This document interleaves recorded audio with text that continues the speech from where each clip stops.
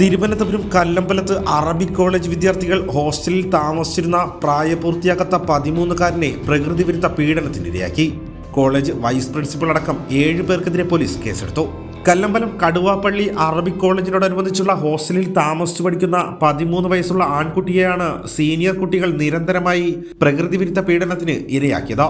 തുടർന്ന് കുട്ടി വൈസ് പ്രിൻസിപ്പളായ മുഹമ്മദ് റഫീഖിനോട് പരാതി പറയുകയായിരുന്നു. കുട്ടിയുടെ പരാതി കേട്ട മുഹമ്മദ് റഫീഖ് ക്ഷുഭിതനായി കുട്ടിയെ മർദ്ദിക്കുകയും ചെയ്തു. കുട്ടി രക്ഷിതാക്കളെ വിവരമറിയിച്ചതിനെ തുടർന്ന് അവർ കല്ലമ്പലം പോലീസിൽ പരാതി നൽകുകയായിരുന്നു. പരാതിയുടെ അടിസ്ഥാനത്തിൽ കിളിമാനൂർ തട്ടത്തുമല ഹൈസ്കൂളിന് സമീപം താമസിക്കുന്ന 22 വയസ്സുള്ള മുഹമ്മദ് മുഹസിൻ, മണമ്പൂർ തോട്ടയ്ക്കാട് സ്വദേശിയായ 24 വയസ്സുള്ള മുഹമ്മദ് ഷമീർ, നൂർമഹലിൽ താമസിക്കുന്ന കോളേജ് വൈസ് പ്രിൻസിപ്പൽ കൂടിയായ 53 വയസ്സുള്ള മുഹമ്മദ് റഫീഖ് എന്നിവരെ കല്ലമ്പലം പോലീസ് അറസ്റ്റ് ചെയ്തു.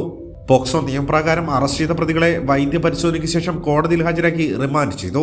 13-കാരനെ ക്രൂരമായി പ്രകൃതിവിരുദ്ധ പീഡനത്തിന് ഇരയാക്കിയതിൽ സീനിയർ വിദ്യാർത്ഥികളായ 4 പ്രായപൂർത്തിയാകാത്ത കുട്ടികളും ഉൾപ്പെടുന്നു. ഇവരുടെ രക്ഷിതാക്കൾക്ക് നോട്ടീസ് നൽകി വിളിപ്പിച്ചിട്ടുണ്ട്. ഇവർക്കെതിരെ ജുവനൈൽ ജസ്റ്റിസ് ആക്ട് പ്രകാരം കേസെടുത്ത് ജുവനൈൽ കോടതിയിൽ ഹാജരാക്കുമെന്ന് കല്ലമ്പലം പോലീസ് അറിയിച്ചു. കല്ലമ്പലം.